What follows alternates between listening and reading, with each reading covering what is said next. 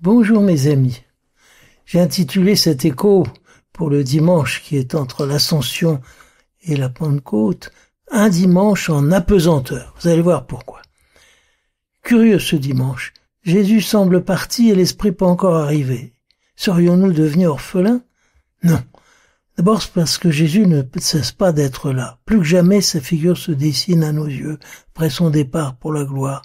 Et l'Esprit Saint que les apôtres ont commencé à recevoir, confère Jean 20, 22, nous fait souvenir de tout ce qu'il nous a dit, et nous en révélant ainsi toute la profondeur. Si nous restions collés au passé comme des enfants qui ne veulent pas quitter les jupes de leur mère, nous ne pourrions pas vraiment grandir. Jésus a voulu cet apparent hiatus pour nous faire entrer résolument dans ce qu'on pourrait appeler l'économie de l'Esprit Saint. Et là, un don fait suite à un autre don. À côté de la figure incomparable de Jésus, et maintenant cet autre grand discret qu'est l'Esprit, qui ne se montre pas directement, mais qui nous fait voir tout le reste. En Dieu, c'est lui, l'Esprit, qui fait le lien entre le Père et le Fils. Il est l'amour de l'un et de l'autre, l'amour de l'un pour l'autre, et le fruit de cet amour. Qui voit le Christ, voit le Père, c'est vrai, mais à condition d'avoir les lunettes du Saint-Esprit, ou plutôt d'avoir le regard extasié, dilaté par l'Esprit, capable de voir non pas une image plate reproduisant les traits d'un absent, mais une communion de vie entre lui et nous. Jésus nous l'a dit, je ne vous laisserai pas orphelins, je viendrai à vous. Encore un peu de temps et le monde ne me verra plus, mais vous me verrez, parce que je vis et que vous vivez.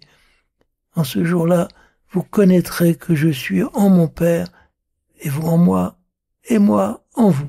Jean 14, 19.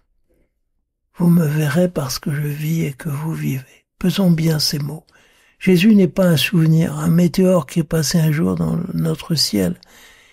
Il est en ce moment vivant et agissant. Et nous aussi, nous vivons de l'élan qu'il nous a donné. C'est l'Esprit qui va faire le lien.